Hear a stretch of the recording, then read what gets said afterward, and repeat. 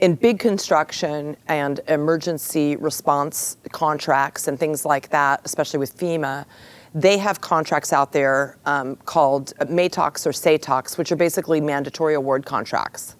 So those contracts they're task driven. So they go to like ECC, who's a management company, or Army Corps, who's a cleanup, gonna put people in the field, or security paving. These are some of the contracts that Clark, whatever, they're up there. And that MATOC is from the Biden administration, because this all happened in early January. And Kristi Noem, who's in charge of FEMA, wasn't even in office yet. So this MATOC gets executed, and all of these contractors show up. And then they spread the word through the mayor's office. Go and get your house cleaned up. And then 6,800 people sign up from all of the fires. Even the Eden fires. Eden, everywhere. Okay. So it's a readiness group. So it's very similar to any military group. Like they come in, they load in, they have an agenda, and they have a schedule, and they have team leaders, and they have people behind them and trucks, and they just like execute. Very organized, very clean, very on time. Just like you would expect from the Army Corps.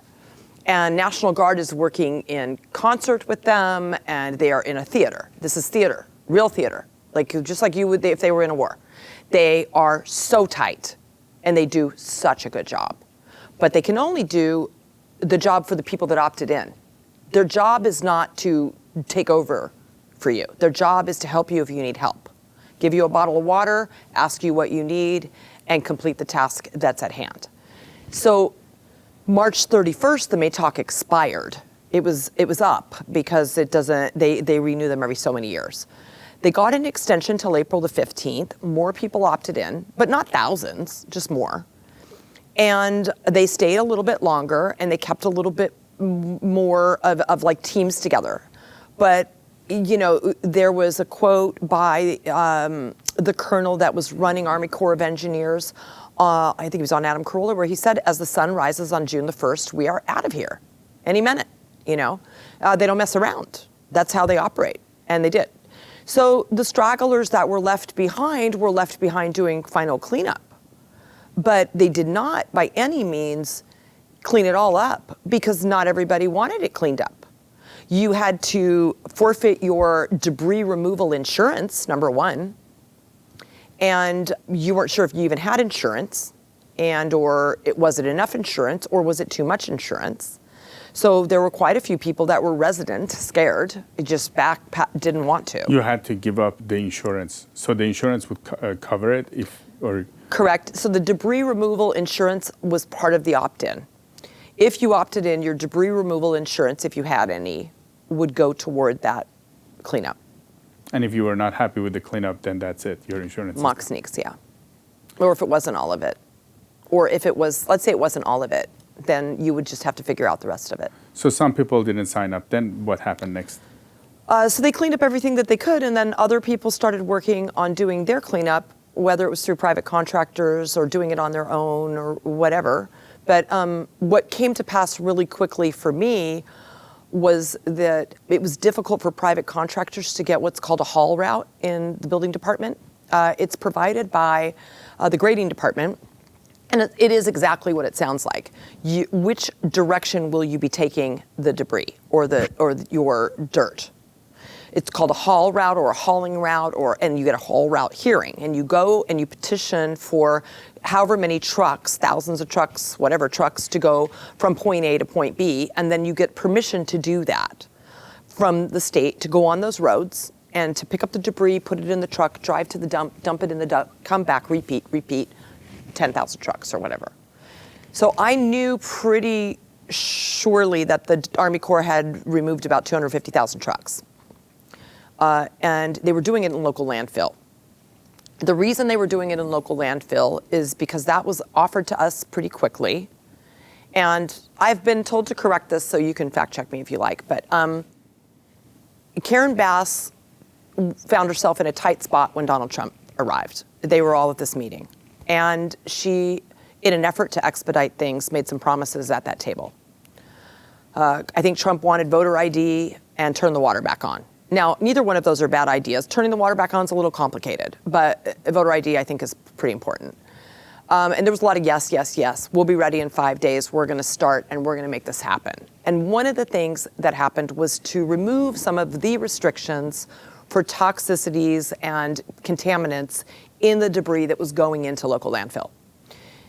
There's a lot of people that are going to say that's not true, but it's not just in writing, it's also in the ether, and people have talked about it. So just to rest everybody. To allow these toxic material to go to local landfills. Yes.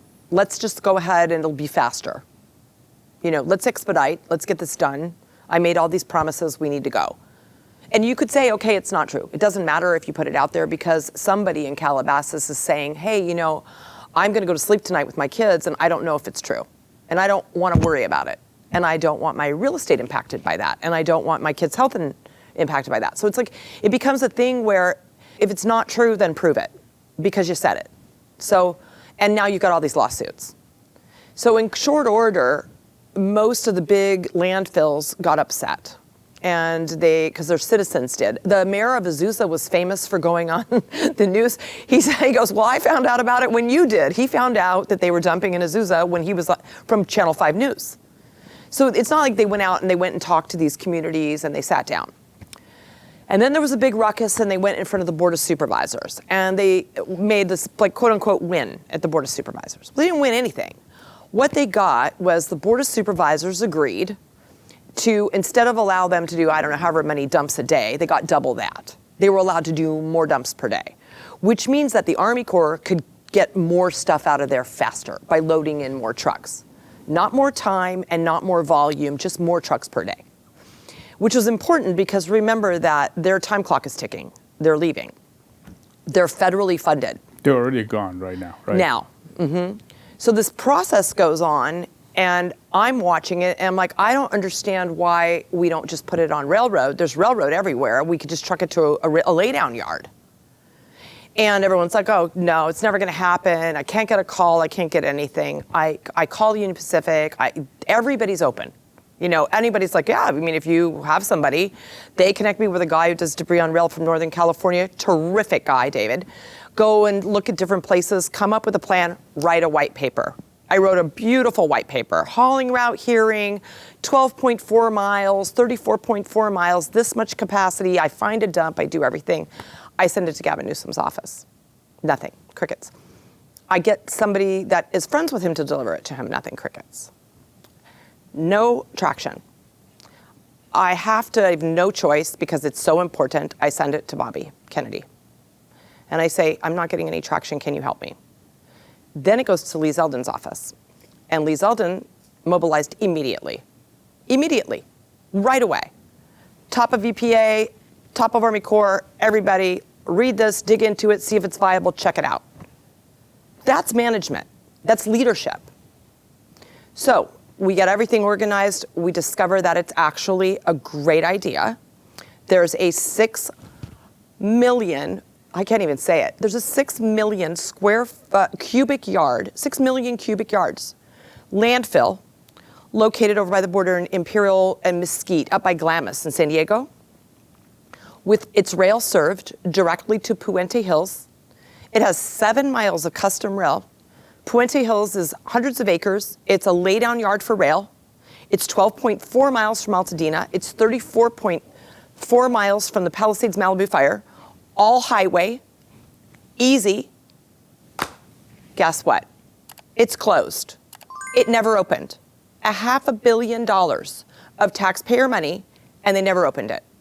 It's not open. It's another resource that's not open. And the question is, can you get it open fast enough?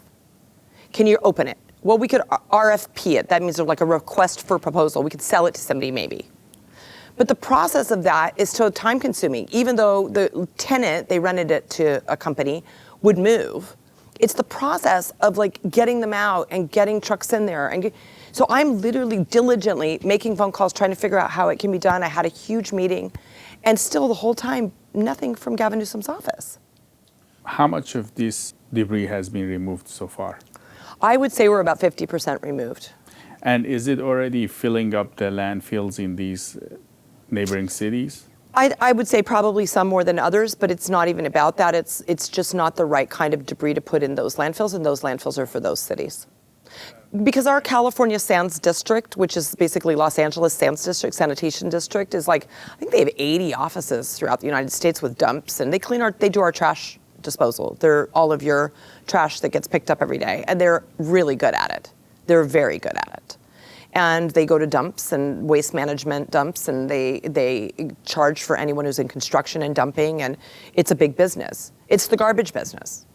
So is that debris going to the dumps? Yeah, goes to local landfill. And what's the impact of that? Is there toxicity or? Hard to say, but it was said that there is, and there's at least 5 lawsuits now pending against the City of Los Angeles and the mayor's office, and those lawsuits are making very astronomical claims that could eclipse the cost of the removal. And by the way, who cares? Why would you take it to someone's local landfill if you could take it somewhere else? The only reason is money.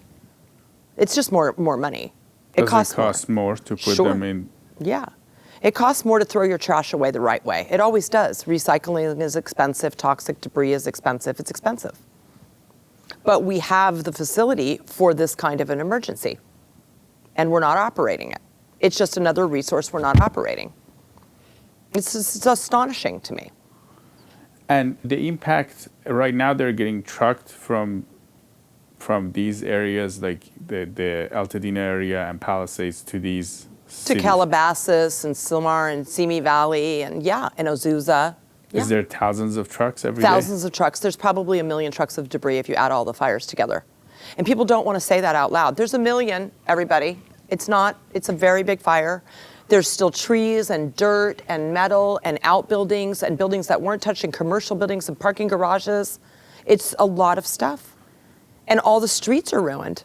You ruin the streets. It takes 6 hours to go, for one truck to go to Calabasas and come back is a 6-hour turnaround of surface streets, highways and freeways, wheels just turning over those streets with no money to repair them.